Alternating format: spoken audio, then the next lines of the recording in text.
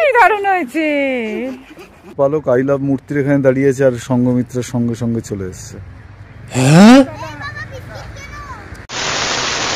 মুহূর্তে আমরা যাচ্ছি হচ্ছে মূর্তিতে, মূর্তি নদী। তার পাশে আমি আর পালক এসে এখানে আছি, আমরা ছোট করে সামনে সঙ্গমিত্রা বসে আছে। এই যে মূর্তি নদী, আর ওই যে দূরে ওয়াচ টাওয়ার আছে, ওখান থেকে নজর রাখা হয়। এই ধান ক্ষেত গুলো তো ইয়ে আসে, তো হাতি আসে তো এখানে। ধান পাকা গন্ধে রাত বিরেতে জঙ্গল থেকে বেরিয়ে আসছেন তেনারা। যে কদিন আমরা থাকলাম তার প্রমাণ পেলাম প্রতি রাত্রে। টোটো থেকে নামতেই মূর্তি নদীর ধারে দেখতে পেলাম এনাকে।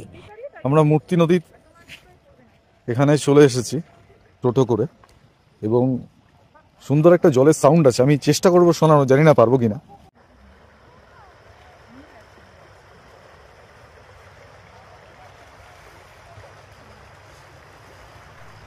এনার বয়স বেশি না, দুগ্ধপোষ্য শিশু নেহাত, তাই মেজাজটিও বড় রকমের চড়া।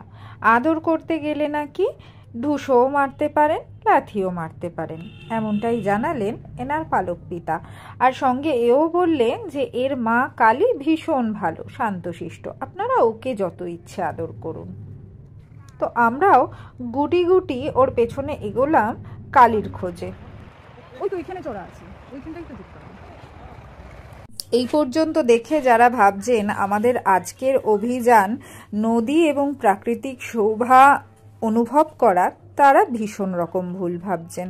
তার কারণ আমরা নদীর পাড়ে এসেছি, আমরা নয় বলা ভালো, পালক এসেছে বৃষ্টির জন্য পাথর কোড়াতে। এখানে ওই ইট দিয়ে সিমেন্ট করা হয় না, ভেতরে এই যে পাথর দেওয়া আছে সেই পাথর দিয়ে তারপর সিমেন্টিং করে দেওয়া হয়, পাথরটাকে বেসটা স্ট্রং করে দিয়ে। কারণ এখানে তো পাথর ন্যাচারালি পাওয়াই যায়।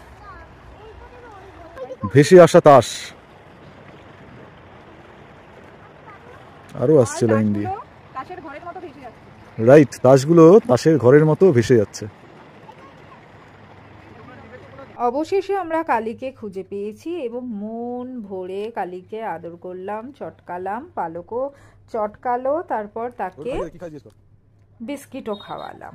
কালী সত্যি ভীষণ লক্ষ্মী, কোনো আপত্তি জানালো না এত চটকা চটকিতে। সঙ্গমিত্রা সবাইকে নিয়ে এখানে ফাঁকা দোকানে নিজে দোকানদার হয়ে গিয়ে সবাইকে পার্লেজি বিস্কিট খাওয়াচ্ছে।